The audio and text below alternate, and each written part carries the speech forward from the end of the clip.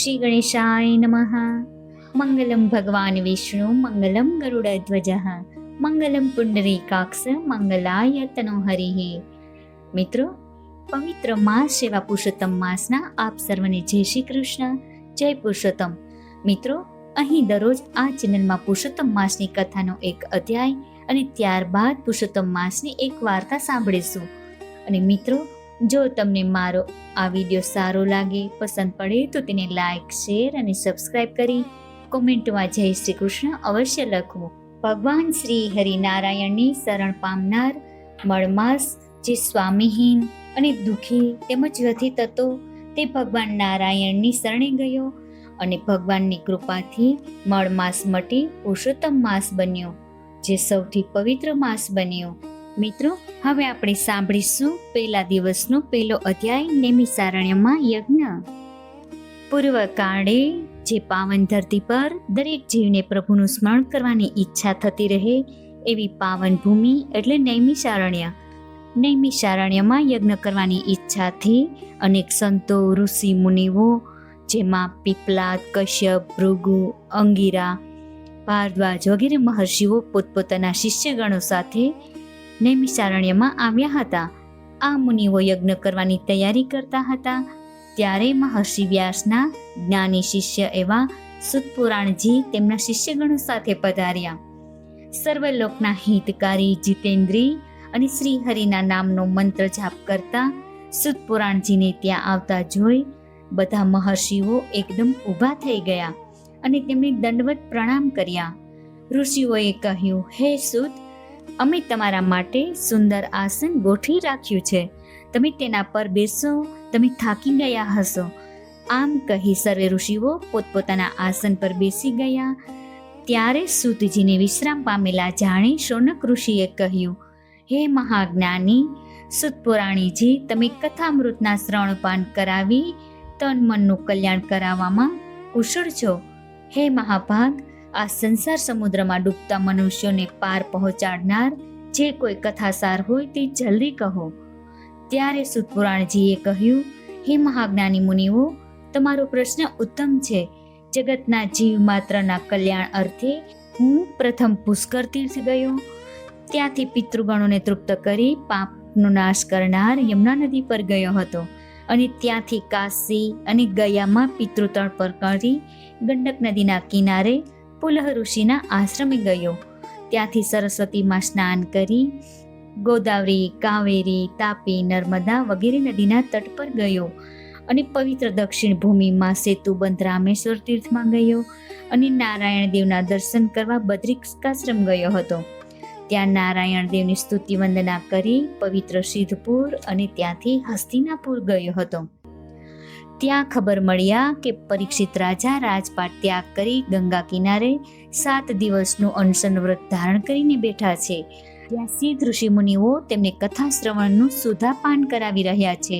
ત્યાં પરીક્ષિત રાજા ઋષિ મુનિઓને મુક્તિ મેળવવા માટેના પ્રશ્નો પૂછી રહ્યા છે.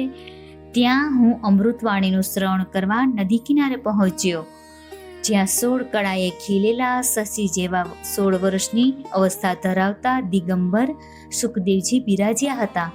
તેમના શ્રી મુખેથી નીકળેલા શબ્દોને ઋષિ મુનિઓ શ્રવણપાન કરતા હતા અને પશ્ચાતાપની આગમાં સળગતા પરીક્ષિત રાજા પ્રશ્નો પૂછતા હતા. અને આમ જ્ઞાન ગંગામાં સ્નાન કરવાનો લાવો લઈ 7ને દિવસે પરીક્ષિત રાજાને મોક્ષ પ્રાપ્ત થયો. ત્યાંથી હું નૈમિષારણ્યમાં આવ્યો છું. સુતપુરાણીજી કહે છે, હે મહર્ષિઓ, આપ સર્વે તપોબળથી તેજસ્વી છો. આપના દર્શનથી મારું તન, મન અને જીવન કૃતકૃત્યતા અનુભવે છે. બોલ પુરુષોત્તમ ભગવાન કી જય. મિત્રો, હવે આપણે સાંભળીશું પહેલા દિવસની પહેલી વાર્તા, શ્રી કાઠા ગોરની વાર્તા. ભૃગુનગરમાં એક ડોસી રહે. ડોસીનું નામ જમના ડોસી. ડોસીને 2 દીકરા, 2 ખાધે પીધે સુખી, પણ ડોસી દીકરાથી જુદી રહે અને ધર્મ ધ્યાન કરે, કથા કીર્તન કરે, કોઈને ખવડાવીને ખાય એવો સતીયો જીવ હતો. અધિક માસ આવતા જમના ડોશીએ વ્રત લીધા. સાથે નાની વહુએ પણ વ્રત લીધું. સાસુ વહુ નદીએ નાવા જાય, કાઠા ગોરની વાર્તા સાંભળે અને એકટાણા કરે. આ જોઈને મોટી વહુ તો મોં મચકોડે. પૈસાદાર બાપની દીકરી એટલે લાડમાં છકી ગયેલી. ધર્મને ધતિંગ કહે, એકટાણાનું અપમાન કરે. ભજનને ભાંડે, વળી રૂપાળી તો બહુ એટલે જમીનથી વેત ઊંચી ચાલે. જ્યારે નાની વહુ બિચારી ગરીબ ઘરની, નાનપણથી જ ધર્મના સંસ્કાર મળેલા, સાવ ભોળી અને પારકાના દુઃખે દુઃખી થનારી. એને વિચાર આવ્યો કે અધિક માસનું વ્રત જેઠાણી કરે તો એને ભગવાન ફળે. ભોળી દેરાણી ગઈ જેઠાણી પાસે અને કહેવા લાગી, ભાભી રે ભાભી, વ્રતમાં રૂડું વ્રત અધિક માસનું, તમે ચાલો ને અમારી સાથે. નદી કાંઠે નાસું, વાર્તા સાંભળીશું, એકટાણું કરશું અને મંદિરે જઈ કથા સાંભળીશું. ભગવાન તો ભાવનાના ભૂખ્યા છે. આ સાંભળી જેઠાણી છણકો કરતા બોલી, જા બાઈ જા, તું તો છે વેવલી ને ડોસી છે નવરી, મારે તો ઘડીની નવરાશ નથી.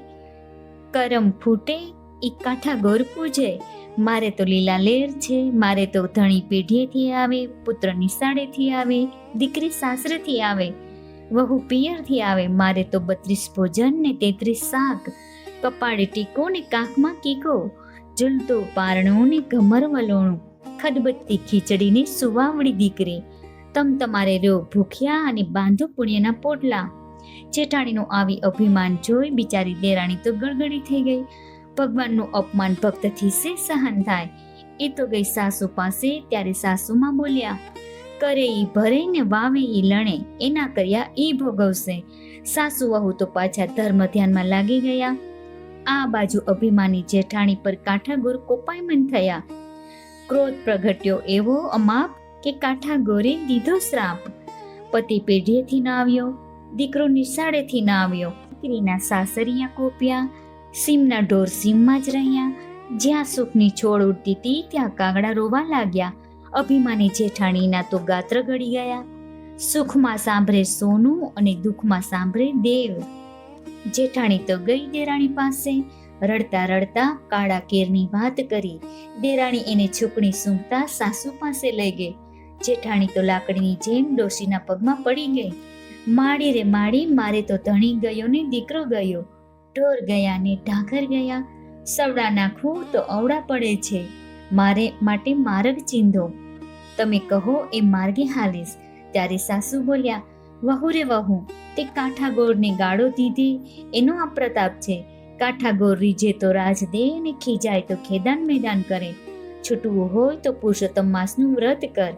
કાંઠાગોરને રીઝવ, મનથી માફી માંગ, થાય એટલા ધર્મ ધારણ કરીએ, ન થાય તો હાથ જોડીને બેસી રહીએ, પણ ધર્મનું અપમાન તો ના જ કરીએ. ત્યારે જેઠાણી રડતા રડતા બોલી, માડી રે માડી, હું તો આંધળીને અવળી અજ્ઞાન, ન ધર્મ જાણું ન ધ્યાન, કઈ રીતે કાંઠાગોરને રીઝવું.